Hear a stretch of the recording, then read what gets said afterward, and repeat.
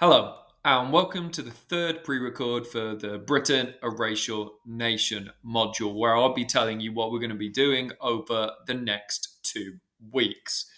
So, as I briefly mentioned in this week's lecture, next week we're going to be doing the Crusades, which really were a turning point, a seminal moment in kind of British the idea of a British nation, the idea of Englishness, nationalism, a common goal, a common good, and really the changing point in terms of race as well. So we've spoken a lot about how other factors were possibly more important in race and nationhood before this period, but this is where things begin to change.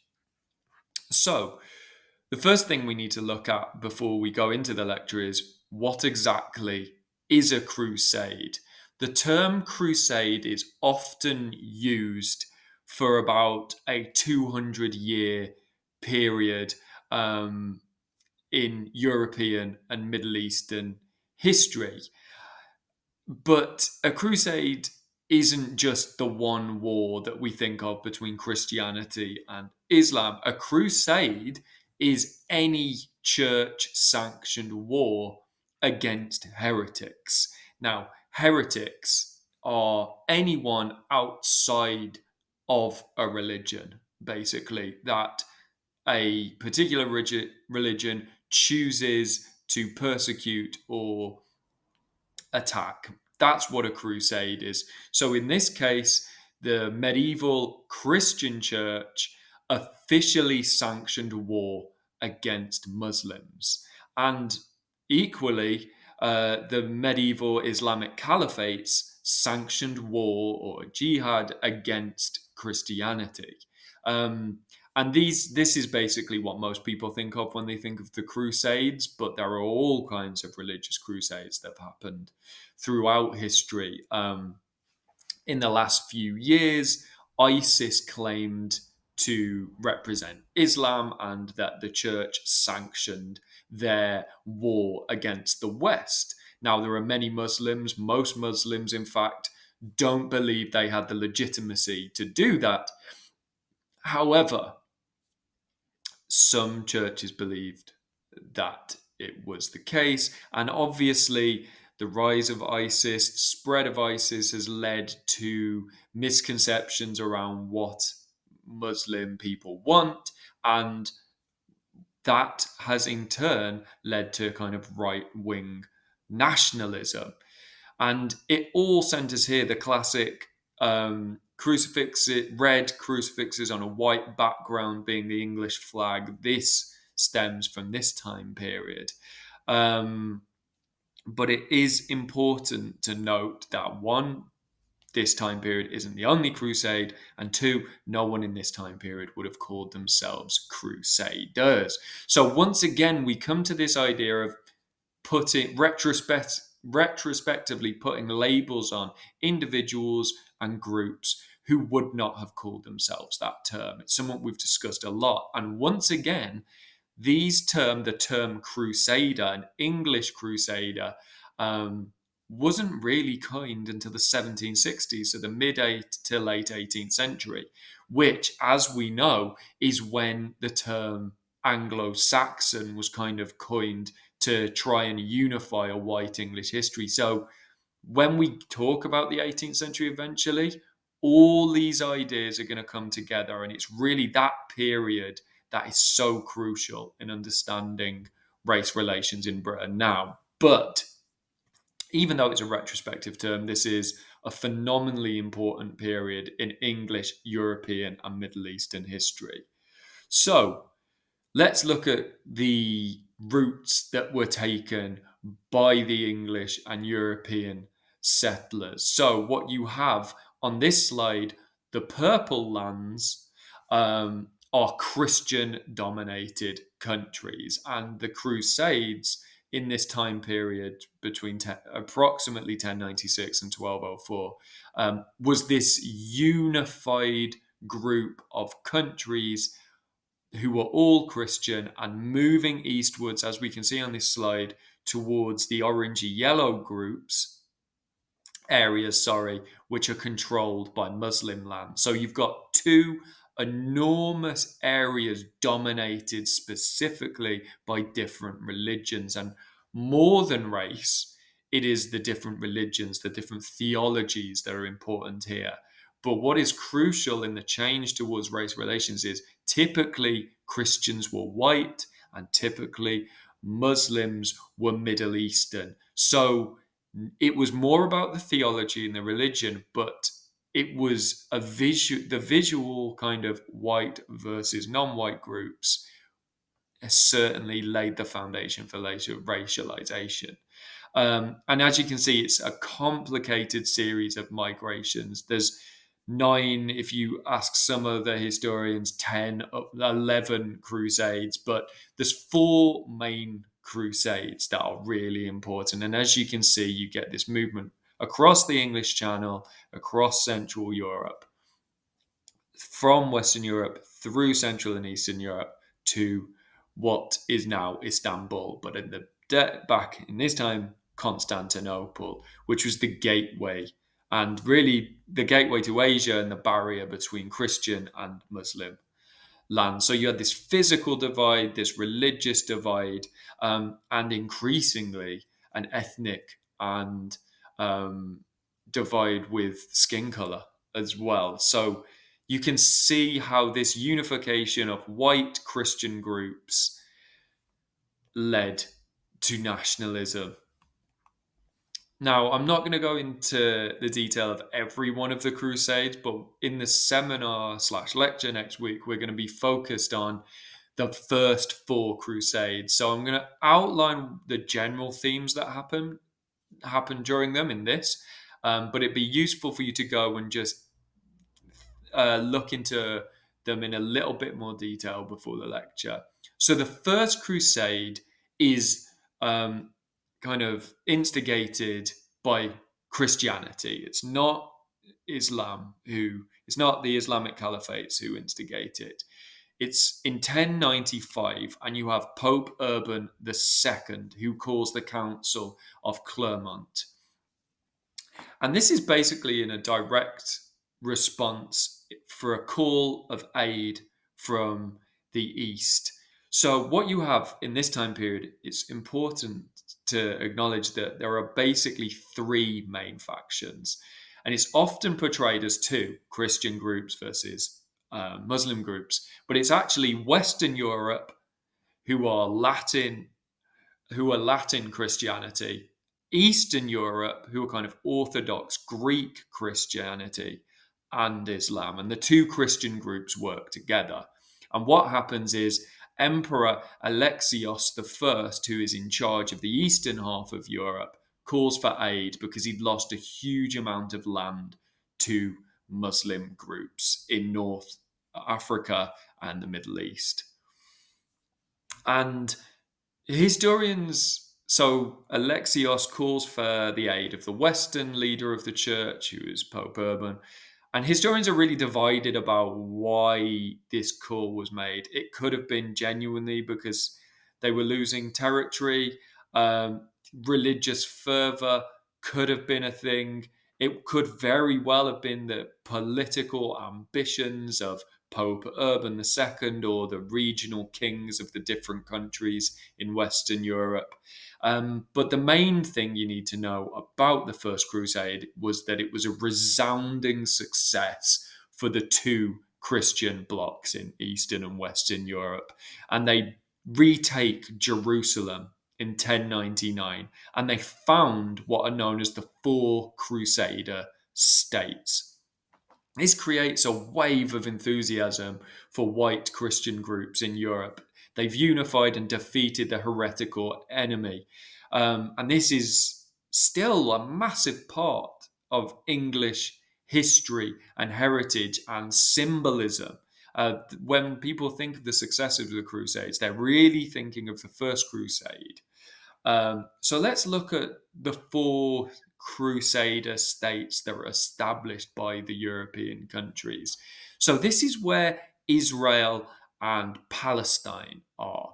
Now, so if we look at these different groups, what you have at the top in orange is the Principality of the Armenian Cilicia, um, which is its own separate state. You have Cyprus there in purple. The four Crusader states established by Europeans are the Kingdom of Jerusalem, that you can see on the bottom, which is in white, and that's where Israel is now. Israel doesn't exist in a country till post World War II. So that large area of white land where is the Kingdom of Jerusalem, where the Red Cross is established. And this is still has a massive impact on politics now. The division between Israel and Palestine is significant. Above the Kingdom of Jerusalem, you have the county of Tripoli in red. Above that, you have the Principality of Antioch in blue. And then above that, and I realize I'm slightly obscuring this in the corner, but the county of Edessa. So you have these four Western European states established amid a complicated Middle Eastern political picture. And obviously, this causes fury in the Muslim world, and the next 200 years are spent back and forth taking territory between the different groups. And there's no point in trying to keep a track of the exact boundaries throughout this time, but those are the four main Crusader states.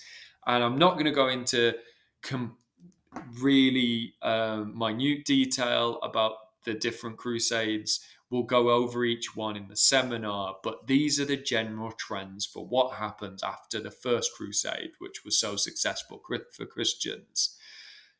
The Second Crusade, which follows, is really the return, the massive response from the Islamic Caliphates. The Second Crusade is an overwhelming Muslim victory where they take the county of Edessa back. It is a thoroughly embarrassing episode in European Christian history. They're just unprepared for the magnitude of the response of the Muslim Crusaders.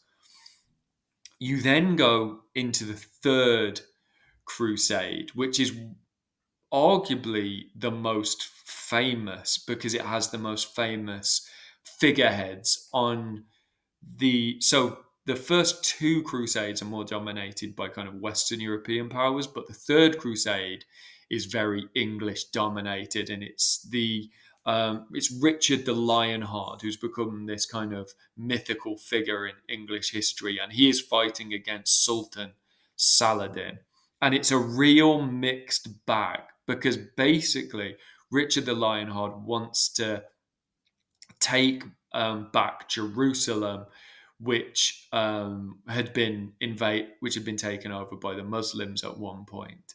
Now, Richard the Lionheart takes huge areas back for the Crusader states, and it's a massive success. However, the problem was he doesn't gain back Jerusalem, which is the crown and the jewel of the Middle East, the jewel of the crown even of the Middle East. So Richard the Lionheart is massively successful in that he takes large areas back for Christendom, but he doesn't take the most important area back. So it's a real mixed bag in terms of success. The Fourth Crusade is the weirdest in many respects, in that you get Western Christendom decide that they're going to they're going to try and retake Jerusalem again. However, what happens is, as the Western groups move from Western to Central Europe and into the East, they basically get bored, decide that they can't take back Jerusalem, and they sack Constantinople.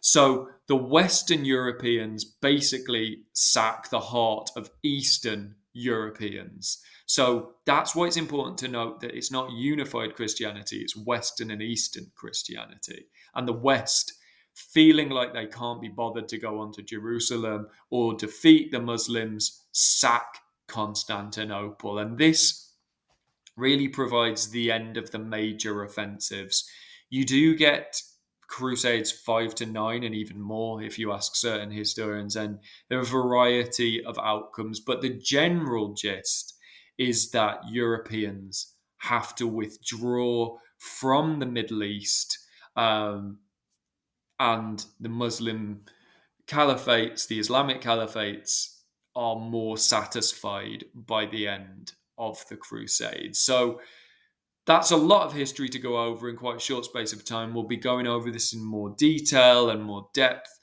so that you understand it. So don't worry if you don't understand every part of it, but basically, you get the First Crusade where the Christians are very successful, then it's a much more mixed bag, and eventually they get pushed out. But it's not just the Muslims that Christian groups are fighting. You also get in the mid 13th century the Mongolians invading, and this affects the Islamic caliphates and Europe. And both groups basically have to focus more on defending themselves from Mongolians than each other. And what you get is Ogadai Khan, who's the third son of Genghis Khan and the head of the Golden Horde of the Mongolian invaders. And they turn up in Eastern Europe and the Middle East with an army of 130,000 Mongolians. So this kind of provides the end of the Crusades as well, simply because Christians and Muslims are too busy defending themselves from Mongolians to fight each other. But this again has an impact on terms of race relations in England. You get this faceless horde of non-white individuals raping and pillaging Eastern Europe, and all kinds of stories feed back to England. So they've been fighting Muslim groups who are not white. Then the Mongolians turn up, and they're not white. So racialized ideas and attitudes start to really kind of come into the English consciousness. And I'm not going to focus massively on the Mongolians, but I will talk about them a bit more in the lecture. So, before I see you on Monday, just be ready to discuss those first four crusades, even if you just have a quick look on Wikipedia to get the main ideas. What were the four crusades? What happened in each of them? And we'll go over that. I'm also going to be talking about the origins of Christianity and Islam, so be able to discuss those as well. And the article I want you to read is Geraldine Heng's Did Race and Racism Exist in the Middle Ages? So this is a good kind of contextual article that outlines the idea of race and racism whilst the Crusades are happening, as well as wider issues like the Mongolians. The week after, we're not going to have a normal lecture as such, so you don't have preparation in that sense. What you will have is one-on-ones with me to discuss your essays, which are now released. They'll be listed on Moodle, but these are the four questions that you can pick from. 1. Was race important in Roman Britain? So, Jules came in and discussed that with you, and it's quite a broad question, which gives you a lot of scope to structure that how you want. 2. Mary Rambaran-Olm believes the term Anglo-Saxon should be rejected because it's nationalistic and racist. Is this a fair assessment? So we discussed Mary Rambaran-Olm's article that caused such a fuss with some groups. So I want you to feel free to agree or disagree with this, or agree with parts of it and disagree with parts of it. Feel confident in having your own opinion on this issue. There's no right or wrong answer there. 3, who had a greater impact on the formation of an English national identity, the Vikings or the Normans? So that's what we've been doing for the last few weeks. And hopefully you'll have a good idea about what the Vikings and Normans did. So compare and contrast those, and who had the greater impact. 4. In what ways did the spread of Christianity to England change views on race during the medieval period? And I've specified that That's 410 to 1453. So we've covered the early parts of that, and we're doing more of it in the next few weeks. So feel free to keep adding to that as we're going along. And then, of course, the fifth option, you can pick your own question, which I know some of you are doing. It's really important, though, if you pick your own question, run it past me. It's a difficult skill to create your own question. So work that out with me. So you can pick one of those 4 questions or create your own. So next week, the Crusades. The week after that, book a one-on-one with me. I'll have slots all Monday afternoon for you to discuss your early ideas of which question you're going to do, and start thinking about the structure. So when you come to that one-on-one, you're able to discuss your early ideas. So I'll see you next week for the Crusader lecture, but do start thinking about which question you'd like to do for the following week. I'll see you in class on Monday. Thanks a lot.